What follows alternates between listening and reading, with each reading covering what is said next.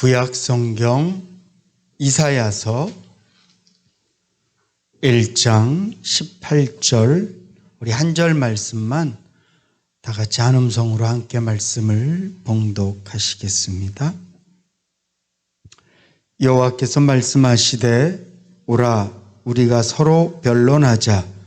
너희 죄가 주홍 같을지라도 눈과 같이 희어질 것이요 진홍같이 붉을지라도 양털같이 되리라.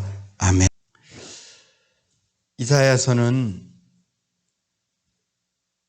이사야 선지자가 내가 하나님께서 보여주신 이상을 보았다. 그리고 하나님께서 이렇게 말씀하셨다라고 시작합니다. 하나님께서 이스라엘 백성들을 향하여서 뭐라고 말씀하시냐 하면 소는 그 임자를 알고 나귀는 주인의 구유를 알건만은 이스라엘은 주인이 누구인지 모르는구나. 이스라엘은 너희를 먹이고 입히시는 분이 누구인지 모르는구나. 이렇게 하나님께서 말씀하셨다라고 시작합니다. 그리고 이사야 선지자가 고백합니다. 슬프다. 너무 슬프다. 하나님은 이렇게 우리를 사랑하시고 하나님은 우리의 주인 되시는데 우리가 하나님께로부터 너무 멀리 와 있구나. 우리가 하나님의 마음은 전혀 헤아리지 못하는구나. 슬프다. 누가 너희들에게 하나님께 예물을 드리라고 했니? 누가 너희들에게 예배 드리러 성전에 모이라고 했니? 너희는 그냥 마당만 밟고 있다. 너희들의 모든 신앙의 행위가 다 거짓되고 잘못됐다. 이렇게 이사야 선지자가 꾸짖습니다. 그때 오늘 본문 말씀 18절 말씀이 뜬금없이 나와요. 하나님께서는 틀림없이 이스라엘 백성들을 향하여서 한낱 짐승도 주인이 누구인 줄 알고 한낱 짐승도 누가 자기를 먹이고 누가 자기를 보호하는지 아는데 너희는 그거 모르잖아. 이 말을 들은 이사야가 슬픕니다. 힘듭니다. 이스라엘 백성들을 향해서 막 꾸짖는데 18절 말씀에 여호와께서 말씀하시되 이렇게 말씀하세요. 문맥상으로 보면 하나님께서 말씀하시되 너희는 이제 너희 죄 때문에 끝났다. 이제 너희는 너희들 잘못 때문에 나와는 영원히 안녕이다. 이렇게 말씀이 나와야 되는데 하나님께서 이렇게 말씀하세요. 오라 우리가 한번 변론해보자. 너희 죄가 주홍 같을지라도 눈과 같이 이어질 것이요 진홍같이 붉을지라도 양털같이 될 것이다. 여기서 변론해보자라는 말은 하나님 나는 이런 이유 때문에 죄를 지을 수밖에 없었습니다. 하나님 아시잖아요.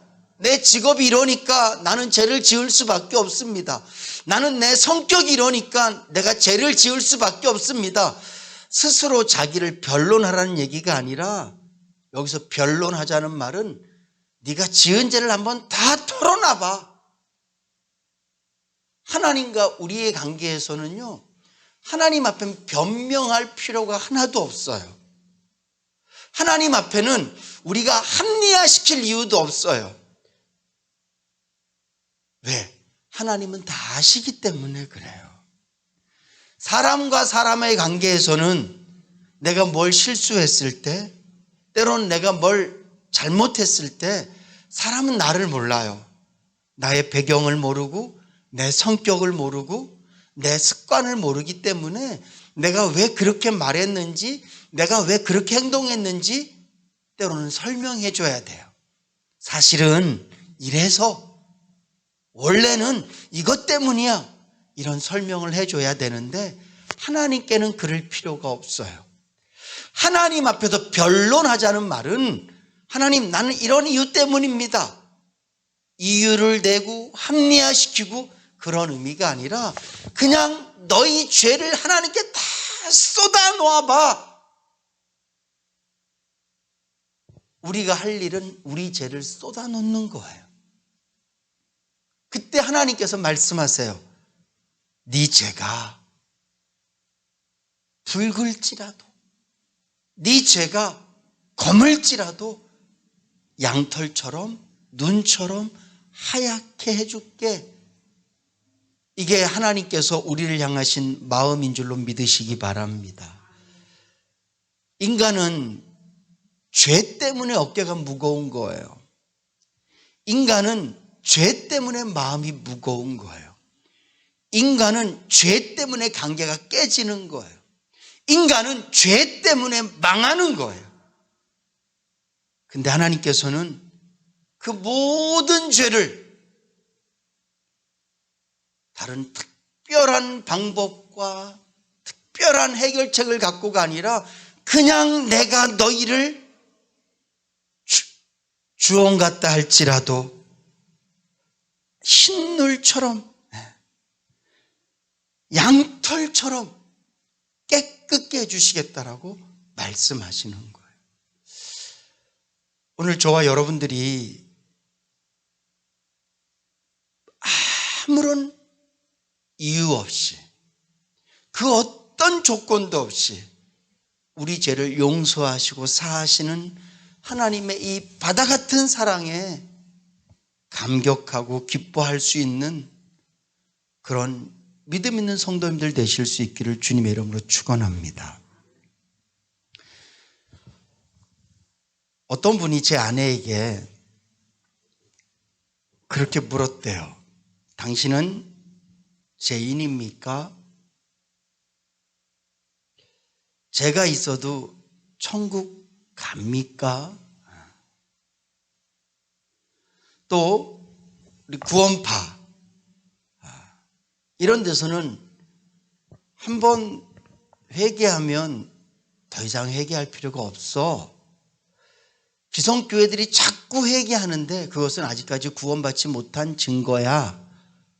이렇게 얘기를 합니다.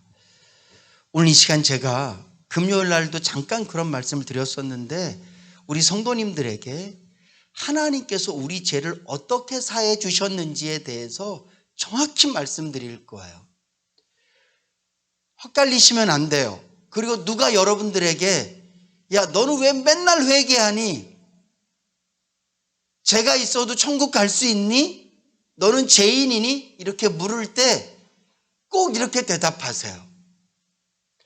하나님께서 저와 여러분들의 죄를 용서하셨다는 얘기는 두 가지 죄를 용서합니다. 첫째는 원죄예요. 두 번째로는 자범죄예요. 이 원죄는 우리가 잘 알다시피 아담이 하나님의 명령을 어기고 선악을 알게 하는 열매의 먹음으로 말미암아 그가 죄인이 됐어요. 하나님께서 아담에게 이 열매를 먹으면 정령 죽으리라. 이 말은 네가 완벽한 죄인이 될 거야. 그래서 우리는 그 첫사람 아담의 후손이기 때문에 그냥 태어날 때부터 우리는 죄인이에요. 근데 중요한 것은 예수 그리스도께서 십자가에서 죽으시고 피 흘려 죽으심으로 말미암아 그 예수를 믿는 자마다 원죄를 해결할 수 있는 길을 열어주신 줄로 믿으시기 바랍니다. 그리고 이 원죄는요, 엄격한 의미에서는 내가 회개해서 용서받는 게 아니에요. 하나님께서 우리에게 믿음을 주셔서 내가 예수를 믿음으로 말미암아 이 원죄가 해결되는 줄로 믿으시기 바랍니다. 우리는 이 원죄를 회개할 수가 없어요. 왜냐하면 내가 지은 죄가 아니기 때문에 그래요. 아담이 지은 죄예요. 로마서 말씀에 보면 첫 번째 사람 아담 한 사람을 통하여서 온 세상에 죄가 왔다. 이 말은 그 아담 한 사람이 죄의 염색체를 가짐으로 말미암아 그의 모든 자녀들이, 그의 모든 후손들이 죄의 염색죄를 갖고 태어나는 거예요. 그러니까 이 죄는 원죄는 내가 지은 죄가 아니에요. 아담이 지은 죄예요. 그런데 하나님께서 이 원죄를 해결하기 위해서 두 번째 사람 예수 그리스도, 하나님이신 예수님을 이 땅 가운데 보내셔서 십자가에서 죽으심으로 말미암아 원죄를 해결할 수 있는 길을 열어주셨어요. 그리고 하나님의 성령께서 각자 마음에 들어가서 믿음을 주셔서 저 예수를 믿으면 구원받는구나, 저 예수를 믿으면 영생을 얻는구나, 저 예수를 믿으면 천국 가는구나를 깨닫는 순간 우리의 원죄는 사라지는 줄로 믿으시기 바랍니다. 여러분, 지옥은요 거짓말해서 가는 게 아니에요. 천국은 착한 일에서 가는 게 아니라 천국은 원죄가 없어야 가는 거예요. 굉장히 중요한 얘기예요, 여러분. 천국은 착한 일 해서 가고 아니면 나쁜 일 해서 못 가는 게 아니라 이 원죄가 없어야 가는 거예요. 왜? 하나님께서 아담에게 정령 죽으리라고 말씀하신 그 죄가 없어져야 가는 거예요. 그래서 우리가 예수 믿으면 천국 간다는 얘기가 바로 거기에 있는 거예요. 원죄가 없어졌다는 얘기예요. 두 번째로는 자범죄가 있습니다. 이 자범죄는 원죄는 해결받았지만, 그래서 원죄로 따지면 우리는 죄인이 아니에요. 원죄로 따지면, 아담이 지은 죄값을 따지면 우리는 죄인이 아니에요. 왜? 주님께서 내 죄값을 다 치루었기 때문이에요. 만약에 제가 10년 전에 사기를 쳐서 감옥을 갔다 왔어요. 죄값을 톡톡히 받았습니다. 이제는 그 누구도 나한테 그때 여러분 너무 심각하게 저 쳐다보시는 거 아니에요? 저 사기 안 쳤어요. 누구도 저에게 10년 전에 친 사기죄를 갖고 너는 죄인이야 이렇게 말할 수 없어요. 왜? 저는 그 죄값을 다 치루었기 때문이에요. 10년 전에 사기죄 갖고 제가 경찰 앞에서 하나도 두렵지 않아요. 신분 조회해. 괜찮아. 나는 이미 죄값을 다 치렀어. 깨끗해 나는. 여러분들이 아담이 지은 원죄 때문에 부끄러워할 필요가 없어요. 왜냐하면 예수님께서 십자가에서 죽으셨기 때문에 그래요. 그리고 우리는 그 예수를 믿기 때문에 그렇습니다. 그래서 우리는 원죄 때문에는 우리는 죄인이 아니에요. 근데 중요한 건 우리 죄인이라고 얘기하냐? 자범죄 때문에 그래요. 우리는 매일 죄를 짓습니다. 예수님께서 제자들의 발을 씻겨주시려고 그러시죠. 그럴 때 베드로가 주님, 제 발은 씻을 수 없습니다. 그럴 때 주님께서 야, 내가 너 발 안 씻겨주면 너랑 나랑 관계없어. 그러니까 베드로가 주님, 목욕시켜 주세요. 그러니까 예수님께서 이렇게 대답하세요. 한 번 목욕한 사람은 발만 씻으면 된다. 이 얘기가 원죄와 자범죄에 대한 얘기예요. 그들이 예수를 하나님의 아들로 믿은 순간 그들은 이미 목욕을 한 거예요. 깨끗해진 거예요. 그렇지만 걸을 때마다 발에 때가 묻듯이 우리는 인생을 살아가면서 죄를 지을 수밖에 없어요. 그래서 이 죄는 요한 1서 1장 8절 말씀 9절 말씀에 있는 것처럼 죄 없다고 하는 사람은 거짓말하는 사람이다. 여기서 말은 죄 없다라는 말은 원죄를 말하는 게 아니에요. 원죄는 우리가 없어졌지만, 예수를 믿음으로 말미암아 원죄는 없어졌지만 우리가 매일매일 실수하고 넘어지기 때문에 우리는 죄를 져요. 그 죄는 어떻게 하면 돼요? 죄를 자백하면, 고백하면, 하나님께 내 죄를 아뢰어 드리면 그분은 미쁘신 분이기 때문에, 제가 몇 번 말씀드렸어요. 미쁘다라는 말은 믿을만하다. 뭐에 대해서? 그분이 하신 말씀에 대해서 믿을만하다. 그분이 뭐라고 말씀하셨습니까? 자백하면 용서해 주겠다. 내가 너희들의 발을 씻어준다. 그러면서 너희도 서로 발을 씻어줘라. 이 말은 내가 너희들을 용서한 것처럼 너희들도 서로 용서해라고 말씀하시는 그 주님, 오늘 저와 여러분들의 죄를 그분에게 자백하면 그분 우리를 깨끗게 하시고 새롭게 하시는 줄로 믿으시기 바랍니다. 이제는 흔들리시면 안 돼요. 누가 뭐라고 얘기해도 나는 원죄로서는 죄인이 아니지만, 난 하나님의 아들이지만 내가 매일매일 실수하고 넘어지니까. 이게 인간이에요. 한 주간 삶을 돌아보세요. 얼마나 많이 넘어졌습니까? 얼마나 많이 쓰러졌습니까? 하나님께서는 아담의 원죄, 동산에 수도 없이 많은 과일들이 있지만 딱 하나만 먹지 말라라고 말씀하셨는데 그것마저도 지키지 못한 그 아담의 그 원죄, 그 죄 때문에 인류의 죄가 들어와서 가장 먼저는 아담과 하와가 미워하게 되죠. 그리고 그 자녀가 살인죄를 짓기도 하고 가인의 후손들은 엄청난 죄를 짓기 시작합니다. 지금 이 땅에서 일어나고 있는 죄들을 그 당시에도 똑같이 지었어요. 그 원죄를 예수 그리스도를 이 땅 가운데 보내셔서 십자가에서 죽게 하심으로 말미암아 용서하신 그분의 사랑이 바다 같은 사랑인 줄로 믿으시기 바랍니다. 더 놀라운 것은, 저는 더 감격스러운 것은, 원죄는 내가 지은 죄가 아니니까 뭐 용서하셨다 그래도 별로 그렇게 큰 감흥이 없지만, 제가 살아왔던 삶들을 쭉 돌아볼 때, 이번 한 주를 돌아볼 때 여전히 실수하고 넘어지고 쓰러지고 이 부족한 나를 하나님께서 용서하시고 불쌍히 여기시는 그 사랑을 생각할 때 정말 주님의 사랑은 받습니다.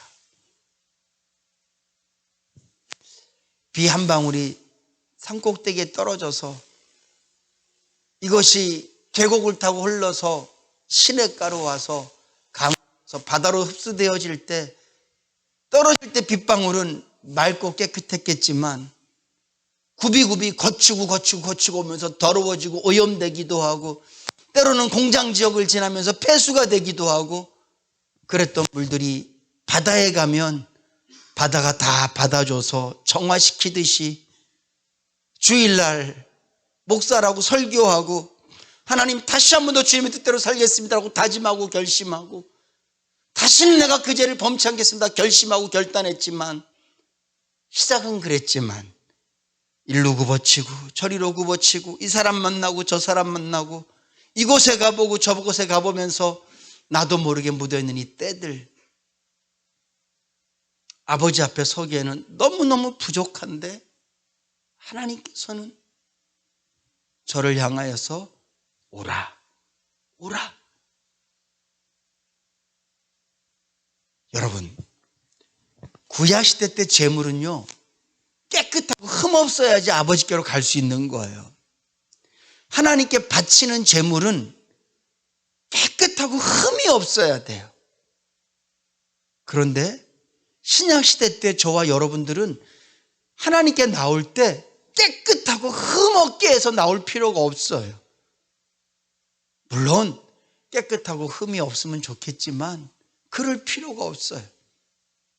예수님께서 누가복음 15장 말씀에 비유로 말씀하실 때에도 탕자가 아버지께로 올 때, 내가 지금까지 비록 아버지의 재산을 다 허비하고 돼지들과 같이 자고 돼지가 먹던 음식을 먹고 그래도 아버지한테 갈 땐 내가 목욕 제기하고 가야지, 그러고 온 게 아니에요. 더러움 그 자체로, 배고픔 그 자체로, 누더기 옷을 입은 그 자체로 아버지께 오는 거예요. 그러면 아버지가 목욕시키시고, 아버지가 새 옷 갈아입히시고, 아버지가 짐승 잡고, 아버지가 손에 반지를 끼워주는 거예요. 이게 바다 같은 하나님의 사랑이에요. 오늘 저와 여러분들이 어떤 모습으로 살았든지 이 예배 시간만큼은 하나님 아버지 앞에 있는 줄로 믿으시기 바랍니다. 이 시간 하나님께서 여러분들에게 말씀하세요. 왔니? 괜찮아? 나한테 다 고백해. 괜찮아? 네가 먹었던 죄들을 다 토해내봐. 여러분, 여기 있으시죠? 아침부터 먹었던 거, 점심에 먹었던 거, 소화 안 된 그 엄청난 음식물, 그 쓰레기들이 토해질 때 냄새나고 그 내용물들이 역겹고 내 것이라 할지라도 보기 싫잖아요. 하나님 말씀하세요. 다 토해내봐. 토해내봐. 세상에 그 어떤 음식물보다 냄새나고 더러운 것이 우리 죄일 텐데 주님은 말씀하세요. 내가 양털처럼 깨끗하게 해줄게. 내가 흰 눈처럼 깨끗하게 해줄게. 이 죄의 문제가 해결되어질 때 우리의 심령은 가벼워지고 우리의 어깨도 가벼워지고 우리의 삶이 하나님과 동행하는 그런 엄청난 놀라운 삶이라는 것을 깨닫고 살게 되는 큰 은혜가 있을 줄로 믿습니다. 하나님께서 나에게 뭘 해주시고 뭘 해주시고 뭘 해주시고 아무리 많은 것을 해주셔도 나의 죄를 위해서 십자가에서 죽으신 예수 그리스도의 그 사랑,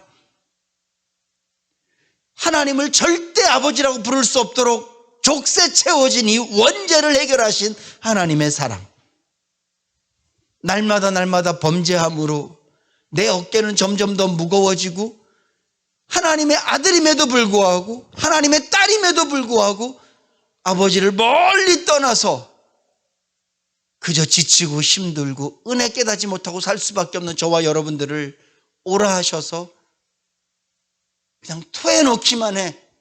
그냥 말하기만 해. 고백하기만 해. 그러면 나머지는 내가 널 용서해 줄게라고 말씀하셔서 우리의 신앙생활을 늘 가볍게 하시고 새롭게 하시니 하나님의 바다 같은 이 사랑을 깨닫고 감사하며 그 하나님 앞에 언제든지 달려나와서 우리의 죄를 고백할 수 있는 복된 성도님들 되실 수 있기를 주님의 이름으로 축원합니다. 뿐만 아니라 저는 이 말씀을 묵상하면서 이렇게 적용해 봤어요. 사실은 제가 지난 수요일인가 성도님들이 살고 있는 모습들을 이렇게 쭉 생각했어요. 마음이 정말 무겁더라고요. 어떤 분은 지금 이런 일을 하고 계시겠구나. 어떤 분은 이런 현장에 계시겠구나. 근데 중요한 것은 어떤 일이 힘든 게 아니라 어떤 장소에 있는 그 장소가 힘든 게 아니라 그런 일들 때문에 그런 장소 때문에 그런 사람을 만나야 되는 이유 때문에 무거워진 그 마음들, 스트레스 받고 힘들어하는 그 모습들, 참 힘드시겠다, 어려우시겠다, 그런 마음이 들면서 제 마음이 너무 먹먹해지더라고요. 근데 이 말씀이 그렇게 적용됐어요. 너희들의 마음의 짐이 얼만큼 무겁니? 나한테 와 다 내려놔라. 예수님께서 수고하고 무거운 짐진 자들아 다 내게로 오라 라고 말씀하시는 것처럼 나한테 와서 변론하자. 하나님, 나 이런 무거운 짐이 있습니다. 나 이렇게 힘든 일이 있습니다. 나 이렇게 슬픈 일이 있습니다. 나 이렇게 어려운 일이 있습니다. 나 이런 고민이 있습니다 라고 얘기할 때 우리 죄를 용서하신 하나님께서 영원히 죽을 수밖에 없는 원죄의 문제를 해결하시고 하나님의 자녀가 되었음에도 불구하고 여전히 죄구덩이로 달려가는 저와 여러분들, 우리를 위해서 죽으신 그 하나님 사랑의 품에 안기기보다는 세상 즐거움의 품에 안기기 위해서 달려가는 저와 여러분들을 밉다하지 않으시고 나 너 모른다 말씀하지 않으시고 또 오라고 말씀하신 그 하나님의 놀라운 사랑, 그것처럼 하나님, 제가 세상을 살면서 이렇게 무시당했습니다. 세상을 살면서 나 이렇게 외로웠습니다. 세상을 살면서 나 이렇게 입니다. 주님, 나의 이 마음의 무거운 짐들을 주님께 내려놓습니다. 그럴 때 주님은 마치 우리 죄를 양털처럼 흰 눈처럼 희게 하셨던 것처럼 우리 마음의 무거운 짐들을 가볍게 하시고 위로하시고 새 힘 주실 줄로 믿습니다. 가장 중요한 것은 하나님 앞에 나아가는 거예요. 제가 주일을 준비하면서 하나님 맞습니다. 물론 우리 성도님들이 시간마다 하나님께 나아가겠지만 그래도 주일날만큼은 모든 성도들이 대면을 통해서 비대면을 통해서 예배 드린다는 것은 하나님께 나아오는 것인데 주여 이 예배 시간을 통해서 하나님 앞에서 변론하게 하여 주시옵소서. 예배 시간을 통해서 자기를 내려놓게 하여 주시옵소서. 예배 시간을 통해서 자기 안에 있는 무거운 짐들을 내려놓게 하여 주시옵소서. 서두에도 말씀드렸지만 하나님께서 예루살렘 백성들, 이스라엘 백성들을 향해서 하신 말씀은 야, 소도 나귀도 주인을 알아보는데 너희는 나를 못 알아보잖아. 이 말을 들은 이사야가 하나님 슬픕니다. 어떻게 할까요? 너희들 예배 드린 거 다 거짓이야.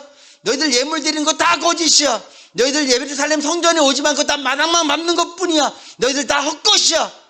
이렇게 이사야가 책망하고 있을 때 하나님께서 그래도 와. 짐승보다 못하지만 그래도 와. 너희들은 나를 매 시간마다 모른다고 얘기하지. 너희들은 나를 조금만 좋은 일이 생기면 나 부인하고 세상으로 가지. 베드로가 대제사장 뜰에서 자기도 예수님처럼 붙잡힐까 봐 겁나서 예수를 부인하듯이 오늘 저와 여러분들이 즐거움 앞에서 예수를 부인하고 세상의 이익 앞에서 예수를 부인하고 때로는 두려움 때문에 예수를 부인하고 하나님을 떠났지만 주님은 또 우리에게 말씀하세요. 와라. 여러분 교회에 오는 거는요 두려워하지 마세요. 염려도 하지 마세요.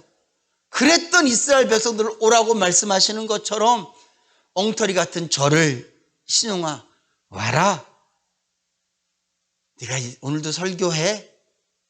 저는 늘 설교하기 전에 하나님께 여쭤봐요. 저 해도 돼요? 진짜 해도 돼요?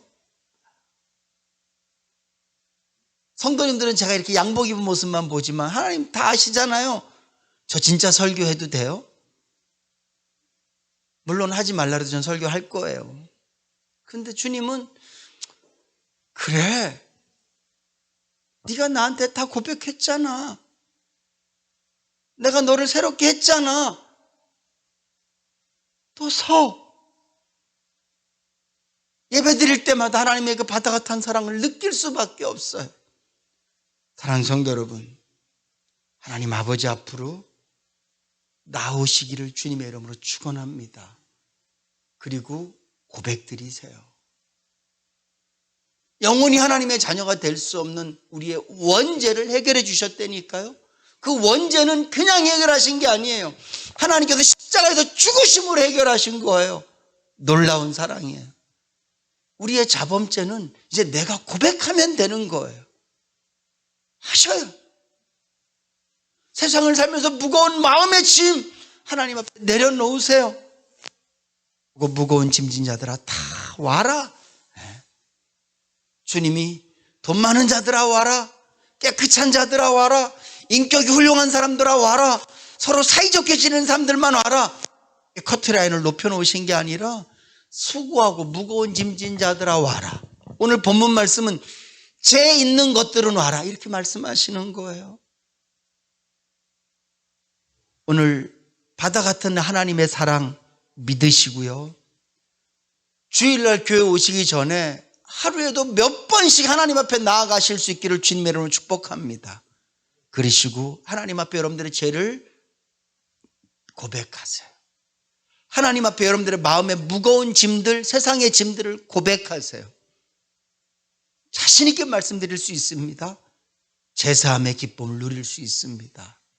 하나님께서 나와 함께 하시고 나의 그 무거운 짐이 짐 자체가 없어지진 않았지만 짐을 질 수 있는 힘을 주기도 하시고 때로는 짐을 치워주기도 하시고 해결하기도 하시는 하나님의 놀라운 은혜를 깨닫게 될 줄로 믿습니다. 오늘 저와 여러분들이 믿는 하나님은 바다 같은 사랑을 가지신 분이십니다. 그 하나님 아버지 앞에 나아가셔서 하나님께 고백하시고 얼마나 그분의 사랑이 큰지를 날마다 체험하며 사실 수 있기를 주님의 이름으로 축복합니다. 기도하시겠습니다. 좋으신 하나님, 하나님의 그 크고 놀라우신 사랑, 특별히 우리 죄를 용서하시는 그 놀라우신 사랑, 어떤 죄도 깨끗게 하실 수 있는 능력 있는 그 하나님 아버지 앞에 우리가 늘 나아가 그 사랑을 느끼고 체험하며 살 수 있도록 도와주시옵소서. 예수님의 이름으로 기도드립니다. 아멘.